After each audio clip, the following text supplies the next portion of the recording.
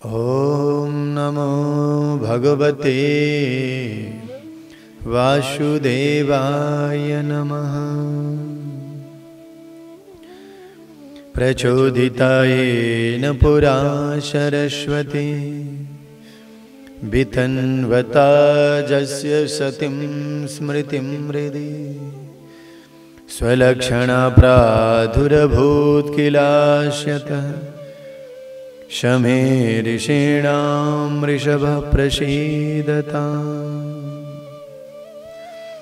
कृष्ण प्रेममयी राधा राधा प्रेममयो हरे जीवनेन धने नित्यं राधा कृष्णो गतिर्मम।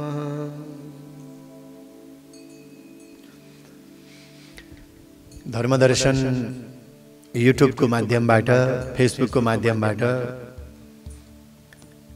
हामीलाई श्रवण गरिराख्नुहुने र अब आजदेखि लिएर कार्तिक मास जो भगवान को अत्यंत प्यारो हो, भगवानलाई बाँध्ने महिना यदि कुनै छ भने त्यो कार्तिक महिना हो। हजुर, भगवानलाई हामी यहाँ बाँध्न सक्छौं अनि भगवानले अवतार लिनुहुन्छ। किन? भक्तहरूले मलाई बाँधुन्, भक्तहरूले मलाई प्रेम गरून्, भक्तहरूले स्नेह गरून् भनेर भगवानले अवतार लिनुहुन्छ। यस्तो प्यारो महिना हो यो र विश्वभरिबाट यो कथाको माध्यमबाट जोडिनु हुने आमा बुबा दाजुभाइ दिदीबहिनीहरू आस्थावान भगवत भक्त सज्जन वृन्दहरू सर्वप्रथम आउनुहोस्। भगवत कथाले हाम्रो हृदयलाई बाँधोस्, हाम्रो व्यवहारलाई मजबुत बनाओस्। कार्तिक महात्म्यले हाम्रो जीवन, हाम्रो स्तरलाई, हाम्रो सुख शान्ति समृद्धिलाई अगाडि बढाओस्। यो भावना लिएर आजदेखि हामी कार्तिक महात्म्य सुनाउन उपस्थित छौं। सर्वप्रथम यहाँहरूको यो आस्थालाई, यहाँहरूको यो भक्तिलाई सदैव वन्दना गर्दै सर्वप्रथम यहाँहरू सम्पूर्णमा जय श्री राधे जय श्री कृष्ण अर्पण गर्दछु। यहाँहरूलाई अवगत गराउँ, हामी आजदेखि लिएर कार्तिक महात्म्यका कथाहरू श्रवण गर्नेछौँ जो पद्म पुराणमा वर्णित कार्तिक महात्म्य हो। पद्म पुराणमा श्री कृष्ण र सत्यभामाको संवादमा कार्तिक महात्म्य बहुत सुन्दर कथा अब हामी श्रवण गर्नेछौँ, जसमा 29 अध्यायहरू रहेका छन्। र यहाँहरूलाई जानकारी गराउँ, एउटा भागमा 3 अध्यायको कथा समेट्नेछौँ हामी। एउटा भागमा 3 अध्यायको कथा समेट्नेछौँ र यसरी जम्मा 9 देखि 10 वटा भागमा पाठमा हामीले पूरा कार्तिक महात्म्यलाई श्रवण गर्नेछौँ। सर्वप्रथम त आजबाटै कार्तिक स्नान पनि प्रारम्भ भयो। कार्तिक महिना अगाडिदेखि नै लाग्यो सूर्यको हिसाबले, तर पनि आश्विन महिना नै थियो। तर आजदेखि अब हामीले विधिपूर्वक कार्तिक स्नान गर्नेहरूले कार्तिक स्नान गर्दै हुनुहुन्छ अथवा विशेष दिनहरूमा स्नान गर्छौँ अनि त्यस पछाडि आकाशदीप प्रज्वलन गर्छौँ। नभए तुलसीको मठमा भगवानको मन्दिरको अगाडि पनि अबको 1 महिनासम्म चाहिँ नटुटाइकन दियो बाल्दछौँ हामीले। यो किन, यसका महत्त्वहरू किन छन् अनि कार्तिक महिनामा स्नान गर्दाको किन यत्रो धेरै ठुलो महत्त्व छ, यी सम्पूर्ण कथाहरू अब हामी श्रवण गर्नेछौँ। र सर्वप्रथम त यहाँहरूले हामीलाई चाहे पुरुषोत्तमको कथा होस्, चाहे चतुर्मासको कथा होस् अथवा अन्य सबै कथाहरूमा बडा धेरै आनन्दित र उत्साहित भएर साथ दिनुभएको छ देश विदेशबाट। मलाई एउटा कुरो चाहिँ जरुर भन्न मन लाग्यो सुरुमै, के भने कार्तिक महात्म्यको कथा मात्रै सुन्यौँ भने नि वास्तवमा हामीले यहाँ जन्म लिएको सार्थक हुन्छ। अब तपाईँहरू भन्नुहोला फेरि वैशाख महात्म्यको पनि महत्त्व उति नै छ, पुरुषोत्तमको पनि उति नै छ, कार्तिकको महत्त्व सबैको उति नै हो, तर विशेषता फरक फरक हो। एउटा कुरो आजै पहिलो दिन नै खुसरुक्क म तपाईँहरूलाई भनिदिइहाल्छु। यो कार्तिक महिना कस्तो हो भने धन अनि धर्म कमाउने, साथै सन्तान उत्पत्ति गर्ने अनि पापहरूलाई पनि मोक्ष गर्ने र भगवानलाई पनि बन्धनमा, भगवानलाई पनि आफ्नो बसमा बनाउन सकिने यो महिना।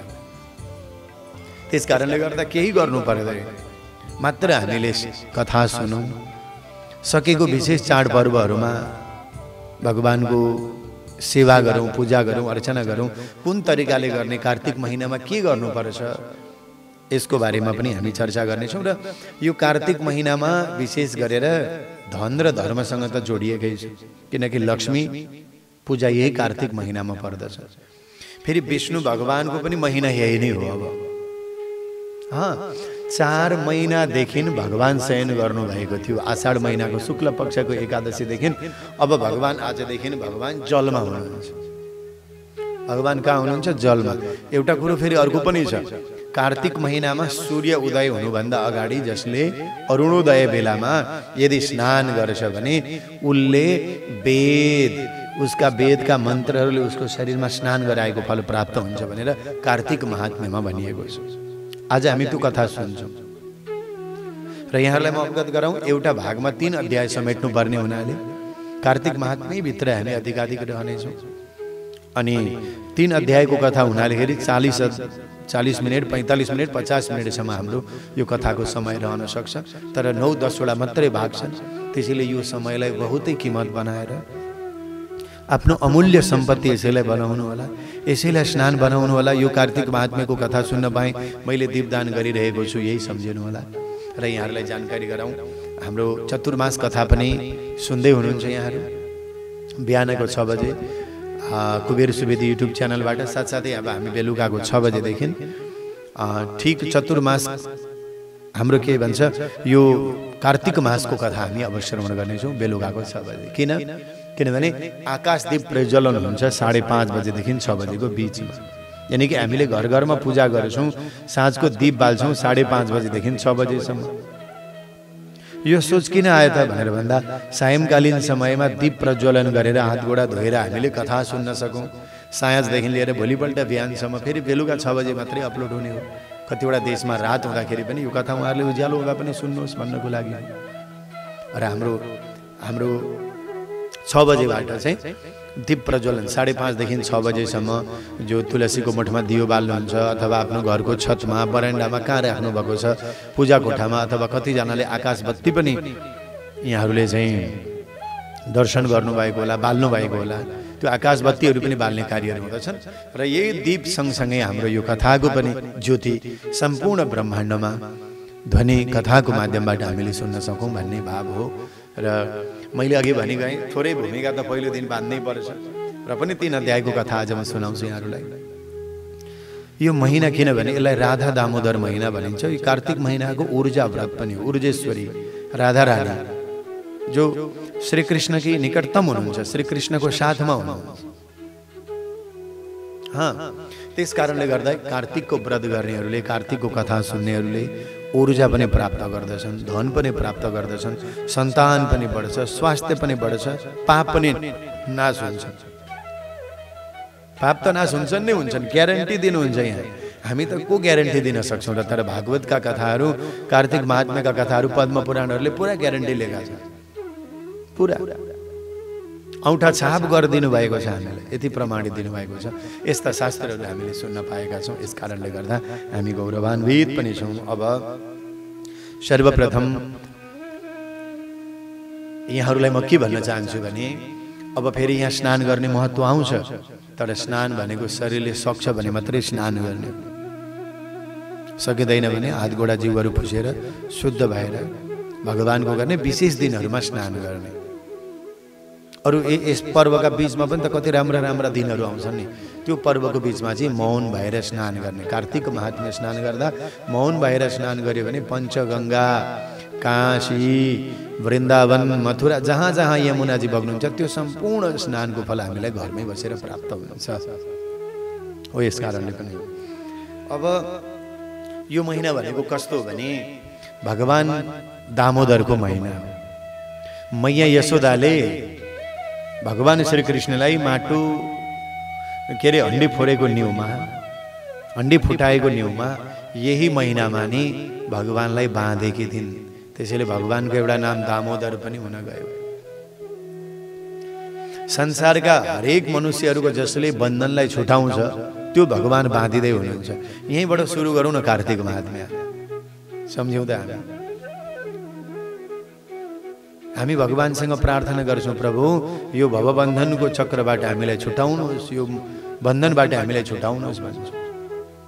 जो जन्मिने बित्तिकै मथुराका जेल नेलहरू, ती सैनिकहरू सबैजना सुत्छन्, हत्कडीहरू नेलहरू चटचट आफै खुलिन्छन्, ताला ढोकाहरू आफै खुल्छन्।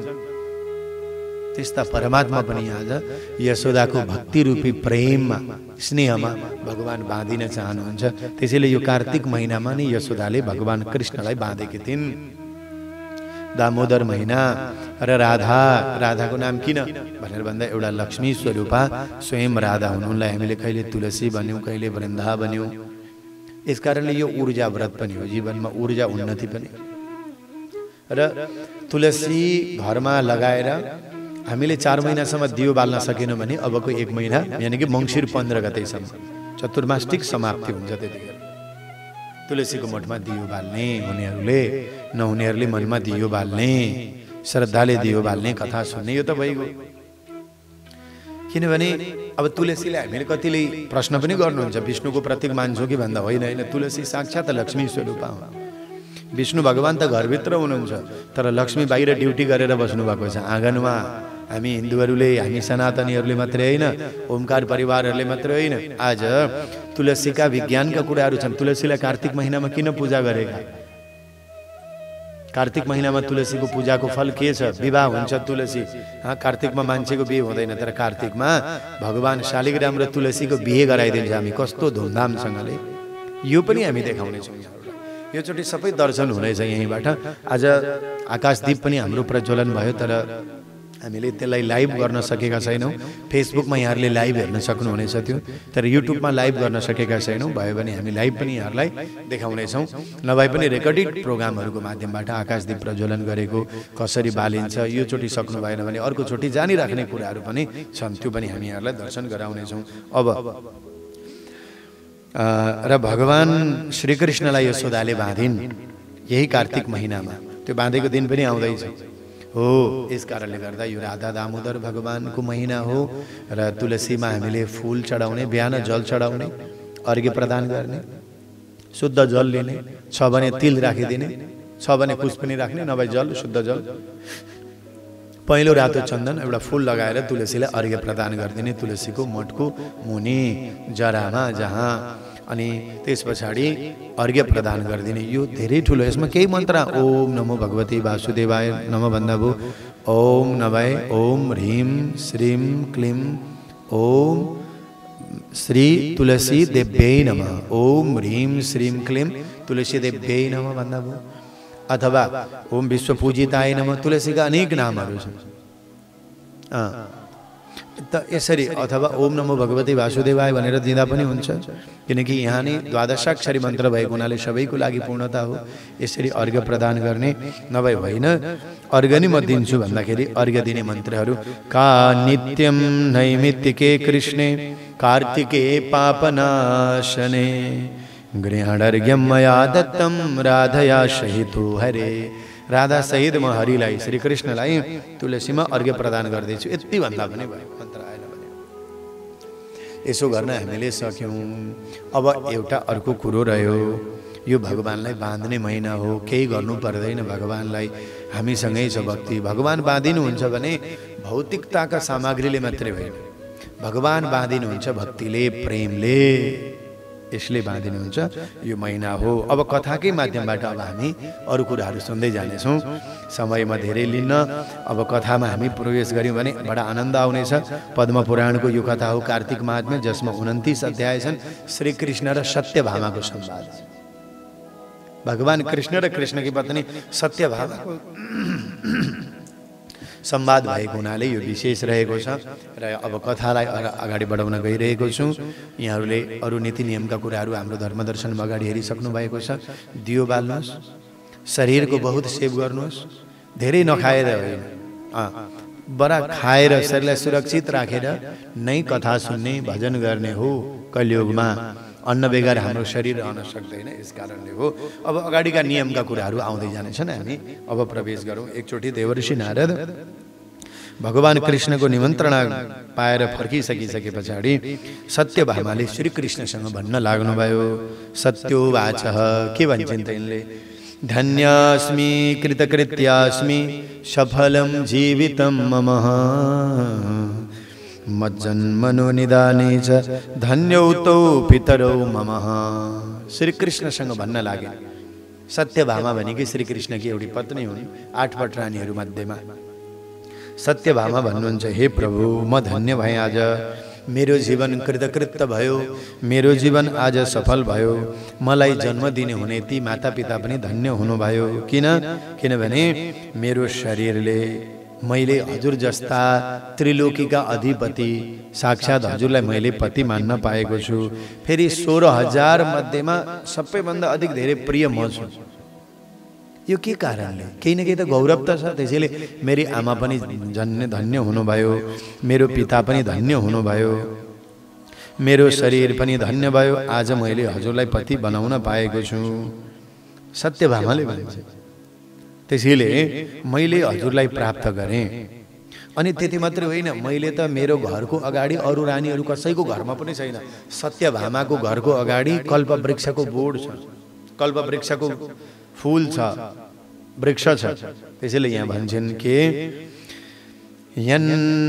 यस्मान् मयादि पुरुष कल्पवृक्ष समन्वितः यथोक्त विधिना सम्यक नारदाय समर्पितः।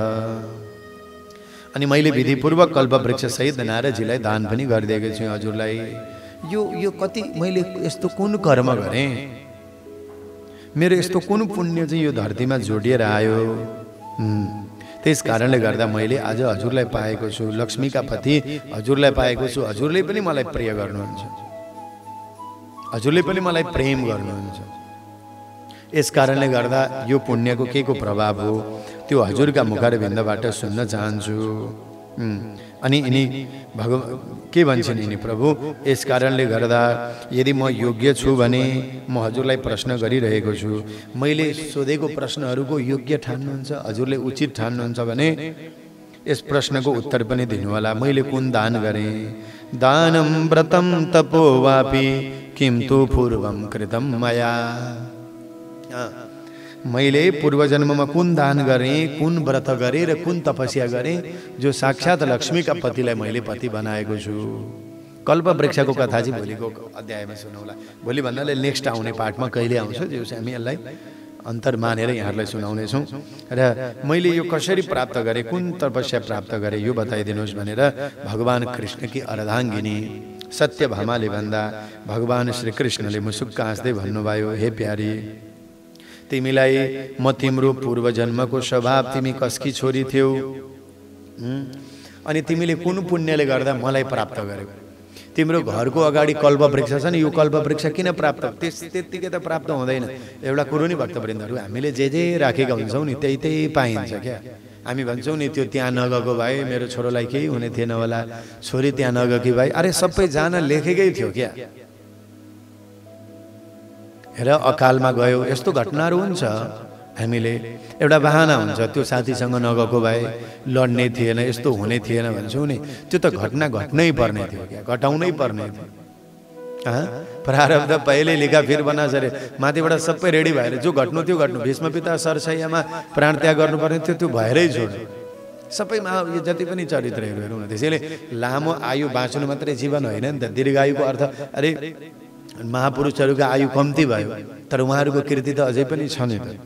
त्यसैले मानिसको आयु भनेको के हो त भनेर भन्दा लामो सास फेर्नु मात्रै होइन, धेरै बाँच्नु मात्रै होइन।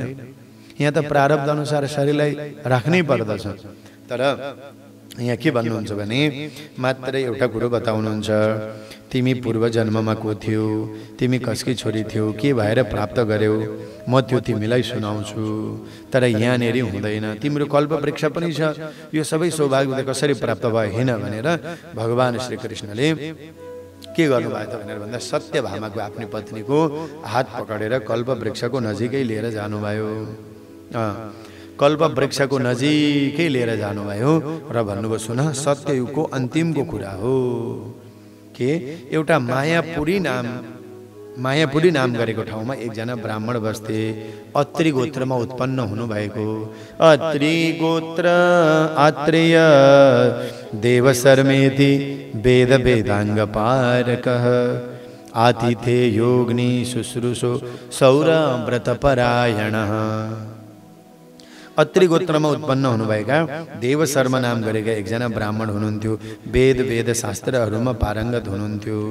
उहाँको एउटा गर्नुहुन्थ्यो, वेद मात्रै पाठ गर्नुहुन्न थियो, भगवानको पूजा मात्रै गर्नुहुन्न थियो, घरमा आएका अतिथिहरूलाई बडा राम्रो स्वागत गर्नुहुन्थ्यो। अग्निहोत्र दैनिक अग्नि प्रज्वलित गर्ने, अग्निमा आहुति दिने गर्नुहुन्थ्यो। त्यति मात्रै होइन, सौर व्रत परायण, सूर्यका परम भक्त हुनुहुन्थ्यो। सूर्यका बडा परम भक्त हुनुहुन्थ्यो। सौर व्रत परायण, सूर्यदेवलाई बहुत मान्नुहुन्थ्यो। सूर्यनारायणको बहुतै धेरै ठुलो उपासना गर्नुहुन्थ्यो।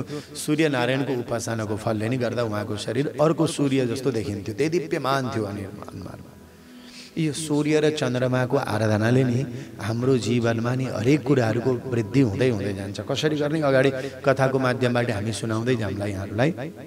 बहुतै धेरै ठुलो पुण्य छ सूर्यको आराधनाको गरेको फल पनि। र यिनको नाम के थियो? अत्रि गोत्रमा देव शर्मा। र यिनकी एउटी छोरी थिइन् जसको नाम थियो गुणवती। सत्यभामाको पूर्वजन्मको कथा है यो। श्रीकृष्णलाई भनि नि त म पूर्वजन्ममा के थिएँ मलाई सुनाइदिनु। कौतूहल भयो, तपाईँलाई किन पाएँ, मेरो घरमा कल्पवृक्ष किन छ, त्रिलोकीका पतिलाई मैले चाहिँ आफ्नो शरीरले मैले पति बनाएको छु। यो सानोतिनो पुण्यको प्रभाव होइन भनेपछि त्यस पछाडि गएर भगवानले यहाँ भन्दै हुनुहुन्छ, तिमी तिनै देव शर्मा ब्राह्मणकी छोरी थियौ जसको नाम थियो गुणवती। तर कस्तो थियो भने साह्रै बुढेसकालमा जन्मिएकी थियो। गुणवती तिम्रो नाम थियो। र देव शर्माका अरू कुनै पनि सन्तान थिएनन्। मनमा एउटा इच्छा थियो, ज्वाइँ चाहिँ छोरो जस्तै होस् भन्ने लागेको रहेछ। वास्तवमा अहिले सबैले मानेको यही पनि हुन्छ है भक्तवृन्दहरू। सबैले मानेको यही हुन्छ। पहिले पो अब धेरै छोराछोरी हुन्थे, 8-10 जना हुन्थे।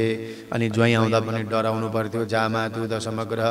ज्वाइँ आउँदाखेरि त 10औं ग्रह जत्तिकै एकदम सावधान भएर घिउ छ कि छैन, राडी छ कि छैन। सबै आजकलका ज्वाइँहरू साह्रै सजिला भइदिनु पनि पर्छ है।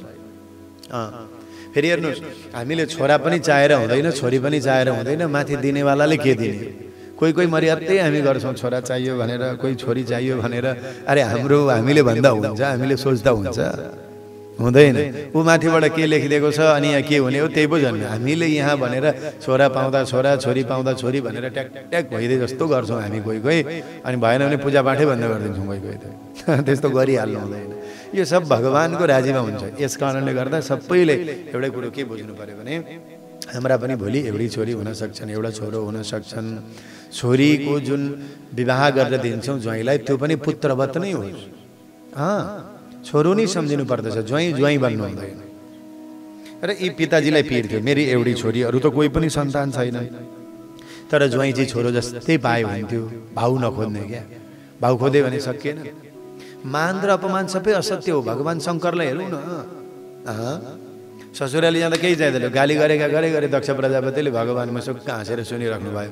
छोरी दिएका छन्, पढाइदिएकी छिन्, यिनकै छोरीले गर्दा मेरो घर उज्यालो भएको छ। अब मलाई गाली गरे त सुन्छु नि भनेर चुप लागेर सुन्नु भयो भगवान शङ्कर।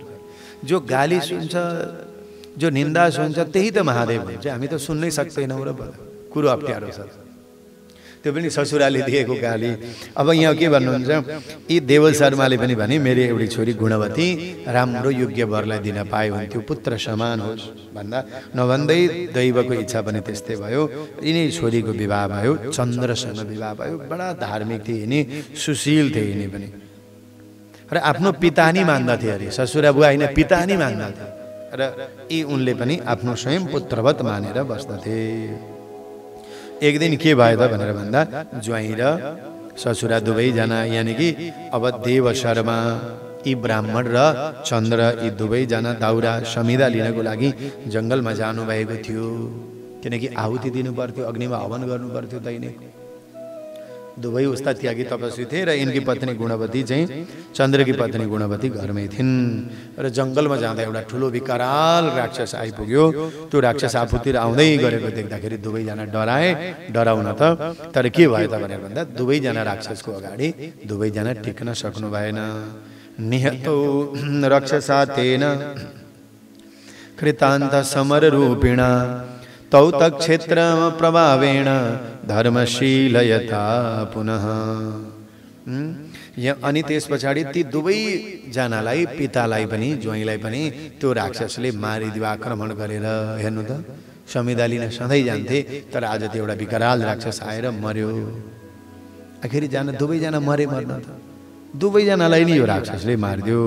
तर के हो भने जीवनभर सूर्यको व्रत गरेका थिए, अग्निमा आहुति दिएको हुनाले र उनीहरू समिधा लिन हातमा समिधा लिँदै गर्दाखेरि उनीहरूको मृत्यु भएको हुनाले त्यतिखेर जङ्गलका चाहिँ पुण्यतम वृक्षहरू थिए, जस्तो आँप थियो, बर थियो, पिपल थियो, यिनैका दाउराहरूमा त हवन गरिन्थ्यो नि समिधाहरूमा। यी सबै वृक्षहरू हातमा लिइरहेको हुनाले त्यही वृक्षको वरिपरि यिनीहरूको मृत्यु भएको हुनाले के भयो त भनेर भन्दा यिनीहरू साक्षात् वैकुण्ठ धाममा गए।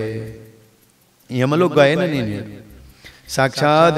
अनि उनीहरू सूर्यदेवको प्रभाव र तीर्थको मरण अनि त्यस पछाडि उनीहरूको जीवनमा सत्यनिष्ठा भगवत निष्ठाको कारणले गर्दा उनीहरू सबैजना वैकुण्ठ लोकमा गए। यहाँ भन्नुहुन्छ भगवान् श्रीकृष्ण भन्नुहुन्छ सत्यभामा एउटा कुरो सुन के तेनाहं कर्मणा ताभ्यां सम्प्रीतो यवं किलः शैवा सौरास्य गाणेश वैष्णवा शक्ति पूजका। यी सबै देवी देवताका पूजा गर्नेवालाले उत्तम गति नै प्राप्त गर्दछन्। कस्तो राम्रो कुरो गर्नुभयो। कसको? शिवका उपासकहरू पनि, शिवलाई विशेष मान्नेहरू पनि, सूर्यलाई मान्नेहरू पनि, गणेशका उपासकहरू पनि, वैष्णवहरू पनि, देवीका उपासक शाक्तहरू पनि।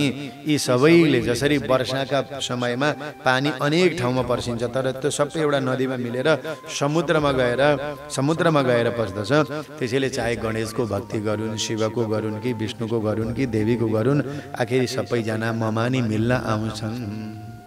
ल कथा सुनौ है। झगडा गरेर बसेका छौँ नि, म त शिवलाई मान्छु विष्णुलाई मान्दिनँ भनेर यी कार्तिक महात्म्यको पहिल्यै अध्यायले फाइनल गरिदियो। त्यो पनि भगवान् कृष्णले भन्दै हुनुहुन्छ तेनाहं कर्मणा ताभ्यं। त्यसैले म शिवजीको पूजा गर्दै थिएँ, विष्णु ठुला होइन नभन्नु, विष्णुको ठुला गर्दै थिएँ, कृष्णलाई मान्नु। सबैलाई जति धेर भिडभाड चाहिँ नबनाउनु, फेरि पूजा कोठा किराना पसल जस्तो चाहिँ नहोस्। आजभोलि धेरैको समस्या छ, पूजा कोठा हो कि किराना पसल हो, बडा चिटिक्क राम्रो होस्। मैले बार बार भन्दै आएका कुराहरू नै हो। तर मान्ने यिनै पाँचैजना, गणेशलाई, शिवलाई, विष्णुलाई, सूर्यलाई, देवीलाई पाञ्चायन देवता भन्दा यिनै पाँचजना देवता। त यस कारणले गर्दा भगवानका सम्पूर्ण प्रतिमा फोटा मूर्तिहरूको पूजा गर्नुको अर्थ के हो त भन्दा एउटैमा जानु। एकोहम पञ्चदा जाता क्रिया नामभि। भगवान भन्नुहुन्छ अरे सबैको उपासना गरेको फल एउटै हो, तर नाम मात्रै भिन्दा भिन्दै हो।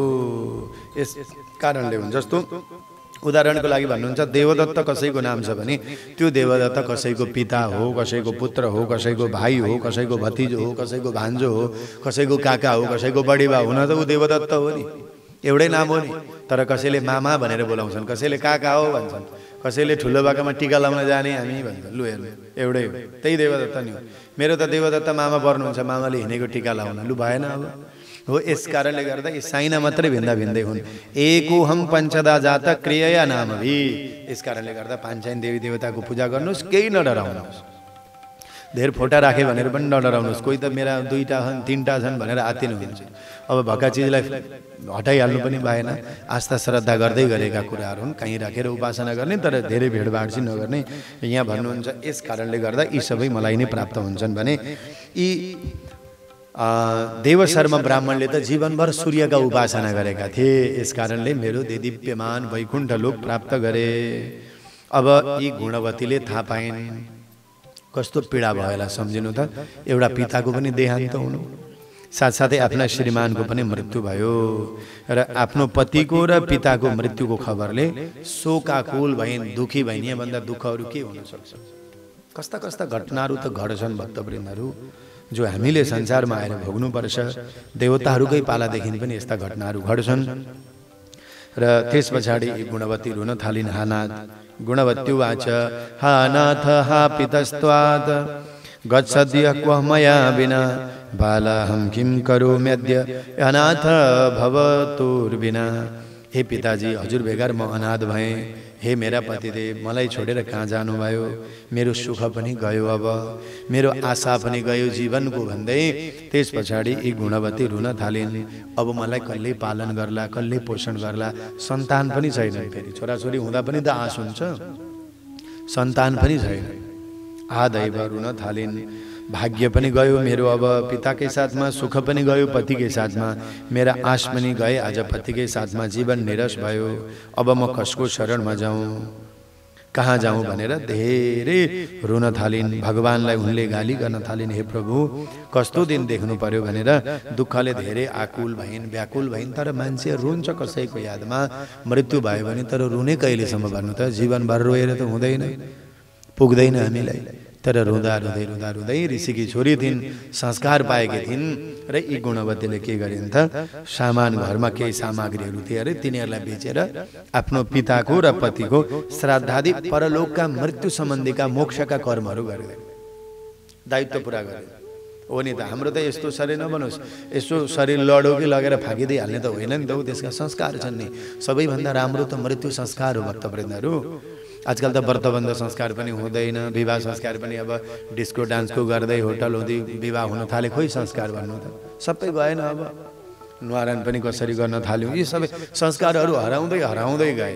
तर सबैभन्दा राम्रो सुन्दर एउटा संस्कार होस्, असल जान्ने छोराहरूले, बुहारीहरूले, छोरीहरूले मृत्यु संस्कार गरिदिनुपर्छ। यो कथाको सार यो हो। आफूसँग पैसा नहुँदा पनि, आफूसँग सम्पत्ति नहुँदा पनि भएका सामग्री बेचेर यहाँ भन्नुहुन्छ सागृहो, इनले के गरिन् त, सागृहो पस्करान सर्वन विक्रिय शुभ कर्म तद तयो सक्रिय यथा शक्ति पारलौक मतन्द्रिता। परलौकिक मृत्यु पछाडि पनि मेरा पिताजीलाई, मेरो पतिको आत्माले शान्ति पाओस्, उहाँहरूको गति राम्रो होस् भनेर इनले के गरिदिन्, श्राद्धादि परलौकिक कर्महरू गरिदिन्। यो कर्महरू गरिन्।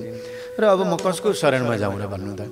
जीवनमा यति पीडा भयो, अब पति रहेनन्, अब पिता रहनु भएन, अब कसको शरणमा जाउँ? भगवानलाई त गाली गरिन्, तर उनको मनमा थाहा थियो गुणवतीलाई मेरो भगवानको अलावा अरू कसैले पनि शान्ति दिन सक्दैन भनेर उनी के गरिन् त, विष्णु भगवानको भक्तिमा तत्पर रहन थालिन्। इन्द्रियहरूमाथि पनि बस गरिन् र जन्मदेखि मरण पर्यन्त यिनले सङ्कल्प लिन्, अब म 2टा व्रत गर्छु भने। कस्तो राम्रो कुरा। कुन कुन 2टा व्रत? एउटा जीवनभर एकादशीका दिन चामल खान्न, अन्न खान्न, र कार्तिक महिना वर्षमा एकचोटि आउँछ, कार्तिक महिनामा म स्नान गर्छु। सकिगयो नि कुरो। यी गुणवतीले भगवान कृष्णले भन्दै हुनुहुन्छ। यिनले के भने, अब म जीवनभर एकादशीको व्रत गर्छु, कार्तिक महिनामा म भगवानको लागि स्नान गर्छु, दीपदान गर्छु। र यी गुणवतीले पनि 2टै कुरा, एउटा त एकादशीको व्रत लिने प्रण गरिन्, अर्को कार्तिक महिनाको स्नान, दीपदान र तुलसीको सेवा पूजा गर्छु भनिन्। भक्तवृन्दहरू, कार्तिक महिनामा जसले तुलसीको पौधा, तुलसीको वृक्ष लगाउँछ, तुलसीको बगैँचा बनाउँछ, यहाँ भन्नुहुन्छ कार्तिक महिनामा तुलसीको मठको अगाडि दियो दान गर्दछ, दीप प्रज्वलन गर्दछ, तुलसीलाई जल चढाउँछ, तुलसीलाई तिल चढाउँछ, शालिग्राम र तुलसीको विवाह गरिदिन्छ, यो दर्शन गर्छ भने यहाँ भन्नुहुन्छ त्यस्ता व्यक्तिहरू अर्को जन्ममा उनीहरूलाई कल्प वृक्ष प्राप्त हुन्छ। सम्मार्जनम गृहे विष्णु स्वस्तिकादि निवेदनम विष्णु पूजाम चक्रूर जीवन मुक्तास्तु ते नरा। जीवन मुक्त हुन्छन्। कार्तिके मासी गुरुवन्ती ते नरा विष्णु मूर्तय। ऊ भगवान वैकुण्ठका प्यारा हुन्छन्। स्नानम जागरणम दीपम तुलसी वनपालनम। तुलसीको त वन लाउने, त्यसैले तुलसी कसैको घरमा सुक्यो भने पनि अर्को तुलसी लगाउने कार्तिक महिनामा। बहुत सुन्दर महिना हो यो कार्तिक महिनामा, तुलसी लगाउन सकिन्छ, तुलसीको अर्चना सेवा गर्ने हो। यस कारणले गर्दा कार्तिके मासी नित्यम तुला संस्थाम दिवाकरे, त्यस प्रातःकालको स्नान अनि तुलसीको सेवा, तुलसीको अर्चना, तुलसीलाई जल चढाउने अनि एकादशीको व्रत पनि साह्रै धेरै ठुलो हो। यी मनुष्यहरूलाई अनादिकालसम्म पनि जीवन मुक्त बनाउने कुराहरू यिनै हुन्। यिनीहरूले व्यक्तिलाई मार्दैनन्, यस्ता व्यक्तिहरू मर्दैनन् पनि। शरीरले मर्छन् एक दिन, यो नश्वर शरीर त जान्छ, तर उनीहरूको आत्मा जीवन मुक्त हुन्छ भनेर प्रमाण दिनुहुन्छ। अब यी के गरिन् त भनेर यसरी कार्तिक महिनामा एकचोटि स्नान गर्दा गर्दै विष्णुको मन्दिरमा 3 दिनसम्म सरसफाई गरिन् गुणवतीले। भगवान भन्दै हुनुहुन्छ गुणवती तिमीले 3 दिनसम्म सरसफाई गर्यौ अनि मन मन्दिर सभा गर्यौ, कार्तिक महिना आयो बिहानै स्नान गर्न गएकी थियौ तिमी, नदीमा तलाउ गर्न गङ्गामा स्नान गर्न जाँदा त्यतिखेर तिमीलाई ज्वरो आएको थियो। यावत् जलातरागता कम्पिता शीत पीडिता तावत् सा विह्वला पश्यत् भीमां यान्तं वरम्बरात्। तिमी गङ्गामा गएर स्नान गर्ने बित्तिकै ज्वर पीडिता, तिमी ज्वरले पीडित थियौ, त्यतिखेर पनि ज्वरले पीडित हुँदा ज्वरो आउँदै आउँदै पनि स्नान गर्न गयौ।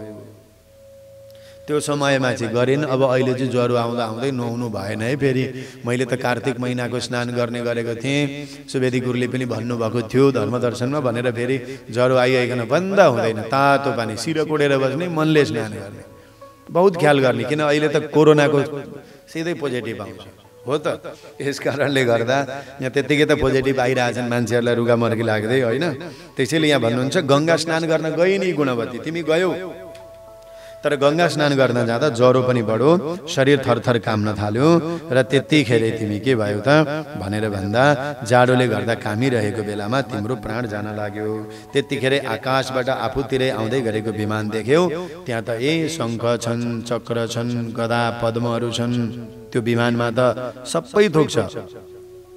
अनि शङ्ख चक्र गदा पद्महरूले सुशोभित, तुलसीका माला लगाएका, पहेँला लुगा लगाएका, गरुडको पनि झन्डा छ, उता हनुमानको पनि झन्डा छ, बडा अङ्कित झन्डा भएको विमान त सिधै तिम्रो अगाडि आइपुग्यो कार्तिक महिनामा। अनि अनेक गुणहरूले सुशोभित देखेर तिमीलाई त्यो विमानमा बसाएर चम्बर हल्लाउँदै हल्लाउँदै विमानमा बसाएर तिमीलाई लिएर गए गुणवतीलाई।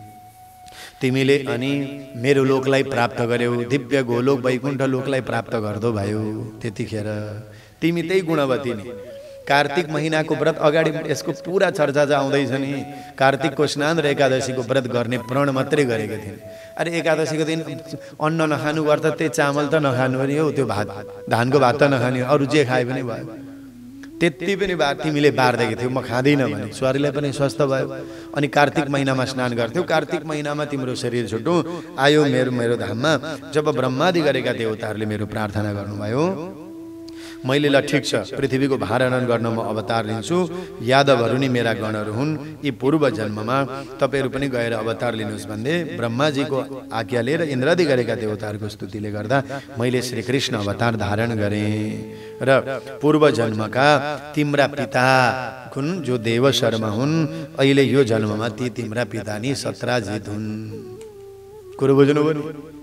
अनि तिम्रा पति जुन थिए पूर्व जन्ममा चन्द्र, यी चन्द्र शर्मा चाहिँ अहिले आएर अक्रूर बनेका छन्। यी अक्रूर चाहिँ तिम्रा पूर्व जन्मका पति हुन् चन्द्र शर्मा, तिम्रा पिता हुन् पूर्व जन्मका को भनेर भन्दा चाहिँ चन्द्र देव शर्मा नाम गरेका यी ब्राह्मण तिम्रा पिता सत्राजित भएर आए।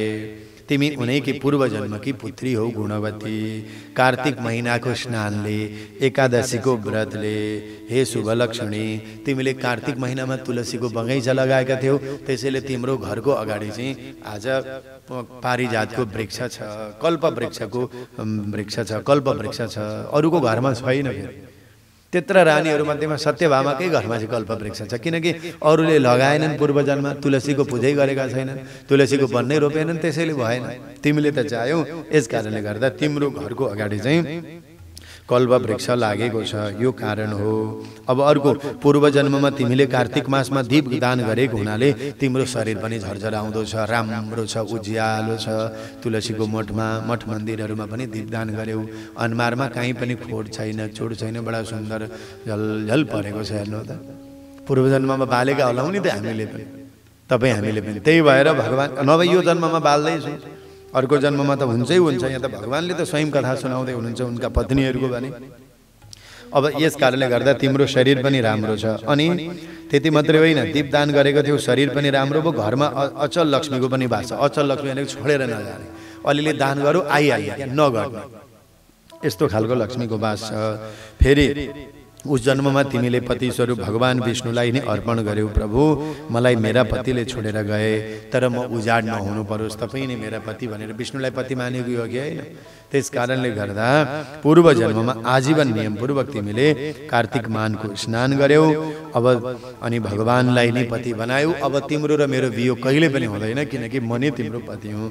यस कारणले गुणवती तिमीले मलाई प्राप्त गर्नुको कारण यो हो। तिम्रो पूर्व जन्मको वृत्तान्त मैले तिमीलाई सुनाएँ। यज्ञ दान व्रत तपस्याले मनुष्यहरूले जो फल प्राप्त गर्दछन्, कार्तिक मासको कथा सुनेर, कार्तिक मासको स्नान गरेर नै प्राप्त गर्दछन् भनेर भगवानले यहाँ बताउनु भयो। अब अगाडि भन्नुहुन्छ सत्यभामाले, प्रभु मलाई एउटा कुरो शङ्का लाग्यो भनिन् के? सर्वेपि काल वयवास्तव काल स्वरूपेण समानस्तुम कथम नाथ मासानम कार्तिको भर। सबै महिनाहरूलाई छोडेर वर्ष दिन प्रत्येक दिन नै मान्छेका सर्वश्रेष्ठ हुन्, अङ्ग सबै पवित्र हो, श्रेष्ठ भए जस्तै कार्तिक महिना चाहिँ कसरी श्रेष्ठ भयो? अनि एकादशी व्रत कसरी ठुलो भयो? कार्तिक महिना र एकादशी व्रतलाई ठुलो भन्नुको कारण के हो त्यो मलाई सुनाउनुहोस् भन्दा भगवानले भन्नुभयो, हे प्रिय सत्यभामा, यस विषयमा बेनका छोरा पृथु र नारदको संवाद सुनाउँछु। एक प्रकट भनेर भन्नुहुन्छ, एक प्रकटको कुरा हो। के त भनेर भन्दा सर्वज्ञ नारदजीले पृथुलाई कार्तिक मासको महात्म्य यस्तो प्रकारले बताउनु भएको थियो। नारदजी भन्नुहुन्छ, राजन, पहिले एक समयमा सागरको पुत्र जसको नाम थियो शङ्खासुर नाम गरेको दैत्य थियो, त्रिलोकलाई उसले बडा धराशायी बनाएको थियो। शङ्खासुर स्वर्गमा गयो, देवताहरूका इन्द्रलाई पनि त्यहाँबाट लखेटो, देवताहरू सबै भागे, लोकपालहरू सबै भागे। शङ्खासुरको डरले समस्त देवताहरू सुमेरु पर्वतको गुफामा गएर लुके, उनका स्त्रीहरू कहाँ गए, पुत्र बन्धु सबै लुकेर बसे, तर गुफामा आसन जमाएर बसे। तर त्यो दैत्यले विचार गर्यो, देवताहरूको शक्ति सकिएन, देवताहरूको सबै छिनिसक्यो, धन सम्पत्ति सबै गयो, तर बलवान देखिन्छन्, ऊर्जावान देखिन्छन्। यो के कारणले भनेर भन्दा एउटा कुरो हो, वेदका मन्त्र र यज्ञद्वारा हो। एउटा कुरो धन सकियोस्, वैभव सकियोस्, पैसा सकियोस्, केही फरक पर्दैन। मन्त्रको शक्ति होस्, हाम्रो शरीरमा देवताको स्तुति प्रार्थना होस्, यो शक्तिले एक दिन फेरि हामी त्यो स्थानमा पुग्न सक्दछौँ। एकचोटि सकिँदैमा हामी कमजोरी हुँदैनौँ। अनि यसले थाहा पायो, अब म यो वेद नै हरण गरिदिन्छु। किन? मान्छेले वेद पढ्छन् अनि त्यो मन्त्रको उचाइ देवताहरूलाई बल बढ्छ, यज्ञ गर्छन्, हवनको बलले देवताहरूलाई बल बढ्छ। यस कारणले हरण गरिदिन्छु भनेर वेदलाई हरण गर्न लिएर गयो। अब भगवान त कार्तिक महिनामा सुत्नु भएको थियो नि त क्षीरसागरमा, थाहै पाउनु भएन। वेद खोज्यो, जुन समयमा वेदलाई छोड्यो, वेदका ती बीज मन्त्रहरू पनि शङ्खासुरको डरले बीज मन्त्रहरू पनि समुद्रको भीममा घुम्न थालेछन्। कोही मन्त्र उता गए, मन्त्रको शक्ति उता चारतिर बाँडिँदै एकै ठाउँ प्राप्त गर्न सकेन। यसले केही त भेला पर्यो, सबै भेला पार्न सकेन। तर ब्रह्मादि गरेका देवताहरू सबैले गएर मेरो भगवान नारायण वैकुण्ठनाथको स्तुति गर्नुभयो, शङ्ख बजाउनु भयो, घण्ट बजाउनु भयो, मङ्गल गीत गाए। उत्तिष्ठ उत्तिष्ठ गोविन्द, उत्तिष्ठ गरुड ध्वज, उत्तिष्ठ कमलाकान्त, त्रैलोक्यम मङ्गलम कुरु। धूप दीप आदि गरे, नैवेद्य अर्पण गरे, भगवानलाई जागा गराए। भगवान पनि जाग्नुभयो। भगवानले भन्नुभयो, हे देवगण हो, तपाईहरूले जुन वाद्य यन्त्रद्वारा शङ्ख बजाएर घण्ट बजाएर मलाई जगाउनु भएको छ, यसदेखि म प्रसन्न छु। आजदेखि म आशीर्वाद दिन्छु, मलाई जगाएको बेलामा हजुर मेरा भक्तहरूले पनि मलाई जगा गराउँदछन् भने उनीहरूको घरमा धनधान्य बढ्नेछ। कहिलेदेखि भन्दा असोज महिनाको शुक्ल पक्षको एकादशीदेखि कार्तिक शुक्ल एकादशी पर्यन्त जो व्यक्तिहरू घरमा शङ्ख बजाउँछन्, घण्ट बजाउँछन्, मङ्गल ध्वनिहरू लाउँदछन् भने त्यस्ता व्यक्तिहरू मेरा अति प्रिय हुन्छन्। भगवानले आफै भन्नुभयो अस्तिकै एकादशीदेखि वास्तवमा। अब आउने एकादशीसम्म 1 महिनासम्म त्यही हो। हेर्नु त, यो समयमा त शङ्ख घण्ट बजाउने भगवानको लागि मात्रै हो। घरमा धूप बाल्ने, बाती बाल्ने, स्नान गर्ने, यस कारणले पनि त महत्त्व रहेछ नि। बुझ्नुभयो? आज पहिल्यै दिनमा त हामीले यति बुझ्यौँ।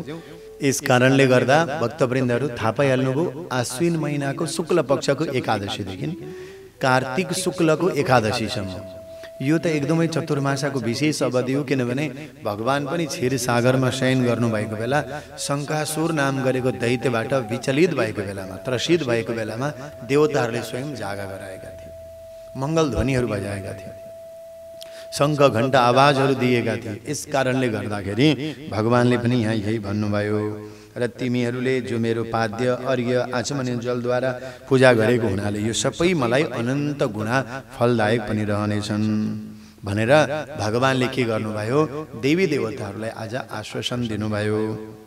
र अब यो शङ्खरासुरलाई त म मारिदिइहाल्छु, भगवानले भन्नुभयो र यदि वेदहरूलाई चोरेर लगेको छ भने यी सबै वेदहरू समुद्रमा छन्। म सगरका आत्मा जो शङ्खासुर हो यसलाई मारेर वेदहरू ल्याउने काम गर्दछु। तपाईहरूले अब पीर मान्नु पर्दैन भनेर भगवान नारायणले क्षीर सागरबाट जागा भएर आश्वासन दिनुभयो। र तर देवताहरूलाई भगवानले के भन्नुभयो विष्णुले सुन्नुहोस्, अब यो आश्विन शुक्ल एकादशीदेखि त विशेष गरेर मङ्गल ध्वनिहरू गर्ने स्नान गर्ने यही हो। आज अझै कार्तिक पूर्णिमादेखि त स्नान नै सुरु भइगयो, तर एकादशीदेखि नै यो सुरु हुन्छ। एक प्रकारको व्रत छ, दसैँकै भोलिपल्टदेखिको एकादशीबाट यस्तो महिमा छ। प्रत्येक वर्ष नै यो यही हो। अब अर्को कार्तिकको चाहिँ शुक्ल पक्षको एकादशी भनेको हरिबोधिनी एकादशी, भगवान जागा हुने समय यही हो। यो त एकदमै हामीले थाहा हुनुपर्छ जहिलेको लागि। अब त्यति मात्रै होइन, यो सबै वेदहरूलाई त म ल्याउँला, तर वेदका मन्त्रहरू त छरपष्ट छन्। भगवान नारायण भन्नुहुन्छ ती मन्त्रहरू सबै छरपष्ट भएको हुनाले यिनीहरूलाई समेट्न पनि गाह्रो छ। तर पनि एउटा पुण्यको उदय भयो धरतीमा। धरतीवासीहरूलाई के भन्नुहुन्छ, आजदेखि वेदका बीज मन्त्रहरू शङ्खासुर नाम गरेको दैत्यले हरण गरेर लिएर गएर जलभित्र प्रवेश गरेको हुनाले कार्तिक महिनाको जलमा प्रतिवर्ष के भन्नुभयो, प्रत्यब्धम कार्तिके मासी विश्रमत्यम सु सर्वदा अध्य प्रवृत्त वेदास्तु मन्त्र बीज समन्विता। के भन्नुहुन्छ यहाँ, कार्तिक महिनाको जलमा नि वेदका मन्त्रहरूले पनि विश्राम गर्नेछन्। लु भन्नु, वेदका मन्त्रहरू केमा, कार्तिक महिनाको जलमा विश्राम गर्नेछन्, आराम लिनेछन्। अरे बडा आराम लिनेछन् हो। यस कारणले गर्दा कार्तिक महिनामा स्नान गर्नु भन्ने कुरा छ, किन वेदका मन्त्रहरू छन् नि त, त्यही भएर वेदका पुरा मन्त्रहरू यस कारणले गर्दा हो। अब मत्स्य रूप धारण गरेर म समुद्रमा जान्छु र तिनीहरू सबैजना ऋषिहरूलाई पनि म लिएर जान्छु, मेरो साथमा लिएर जान्छु अनि वेदको म उद्धार गर्नेछु। तर प्रत्येक वर्ष शयन गर्ने मेरो जागा हुने समयमा मङ्गल ध्वनिहरू पनि हुन् अनि मेरा भक्तहरूले धरतीमा बस्ने व्यक्तिहरूले पनि स्नान गरे भने ती वेदका मन्त्रहरूले नै स्नान गरेको जुन पुण्य हुन्छ त्यो फल प्राप्त हुनेछ। लोकेस्मिन् ये प्रकुर्वन्ति प्रातः स्नानं समानरुत्तमा ते सर्वयाज्ञमवृते सुस्नाता सुष्णुर्य संशयः। कस्तो राम्रो कुरा र भन्नुहुन्छ, यस श्लोकमा जो मनुष्यहरू कार्तिक महिनामा नित्य प्रति उठेर स्नान गर्न सक्छन्, शरीरको अवस्था ठिक छ भने अववृत स्नानको पुण्यको भागी उनीहरू हुन्छन्। यसमा कुनै संशय छैन। भगवान भन्नुहुन्छ सकिन्छ भने अब शरीर बुढो भयो भने चाहिँ पर्दैन। घरका एकजना सक्तो व्यक्तिले नुहाउने, तर अहिलेको यो अवस्थामा बहुत ख्याल गर्ने, विशेष गरेर चाडपर्वका दिन मात्रै नुहाउने। अब नुहाउने भन्नाले शिरदेखि नै नुहाउने भगवानको स्नान गरिसकेपछि, जैसेको यस्तो पवित्र दिन पाइँदैन, यस कारणले हो। तर दिनै परेन। सम्म भएर कसैले पालना गर्न सक्नुहुन्छ भने राम्रो कुरो, तर अहिले विश्व स्वास्थ्य सङ्गठनका कुराहरूलाई पनि ख्याल गर्नुपर्छ, नभए त हामी त विरोधी हुन्छौँ। यस कारणले गर्दाखेरि हो कार्तिक मासमा राम्रोसँग व्रत गर्ने अथवा स्नान गर्नेवाला व्यक्तिले कुनै पनि चाहिँ पुण्यको सम्पूर्ण पुण्यको फल प्राप्ति हुन्छ, यज्ञ गरेको फल प्राप्ति हुन्छ। यस कारणले धनधान्यको वृद्धि हुन्छ। यस कारणले गर्दा जन्मदेखि लिएर मृत्यु पर्यन्त जसले विधिपूर्वक यो कार्तिक महिनाको स्नान नियमलाई पालना गर्न थाल्यो भने र एकादशीका दिन विशेष गरेर भगवानको स्नान गर्ने, भगवानलाई जागा गराउने गर्दछ भने त्यो व्यक्तिहरू मेरो लागि अति मान्य छ, अति प्रिय छ। यसमा कुनै पनि द्विमत छैन। व्रतद्वयं सम्यगीदं नरे कृतं सान्निध्य कृन्मे तयथा धन्यस्ति नान्यानि तीर्थानि तपांसि यज्ञा सर्लोकदास्तेन यथा सुरुत्तमा। र यी दुवै व्रतले यानी कि कार्तिक महिनाको व्रत र एकादशीको व्रतले पनि हाम्रो भगवान मेरो सान्निध्यलाई प्राप्त गर्नेवाला छ। अरू ठाउँमा तीर्थ तप यज्ञहरू र स्वर्ग दिनेवालालाई छन्, तर कार्तिक महिनाको स्नान र एकादशीको व्रत भने स्वयं मेरै धाम आउनेवाला छन् भनेर भगवानले तेस्रो अध्यायको महात्म्यमा बताउनु भयो। 3 अध्यायको कथा सुन्छौँ भनेको थियौँ। हामीले 3 अध्यायको कथा सुन्यौँ। आज थोरै दिन भूमिका पनि बाँध्नु पर्यो। भोलिदेखि त बडा आनन्द आउनेछ। कार्तिक महात्म्यका सम्पूर्ण कथाहरू हामी सुन्नेछौँ र तेस्रो अध्यायसम्मका भागहरू हामीले आज प्रथम दिनमा हामीले पहिलो भागमा श्रवण गऱ्यौँ। र यहाँहरूले जे जस्तो सक्नुहुन्छ श्रद्धा भक्ति राख्नुहोला, कथा जरुर सुन्नुहोला। शरीर छ भने स्नान गर्ने, विशेष दिनहरूमा नभए पनि भगवानको कथा महात्म्यबाट हामी कहिले वञ्चिँदैनौँ। यसपालि जानिराख्यौँ भने अर्कोचोटि पनि सजिलो हुन्छ। र यिनै कथाहरूको सारमा आजको यो हाम्रो कथा कार्तिक मास महात्म्यको कथालाई म यही विश्राम लिन्छु। यहाँहरू सबैलाई धेरै धेरै धन्यवाद। यसरी नै हामीलाई साथ दिनुहुनेछ। अहिलेलाई जय श्री राधे, जय श्री कृष्ण।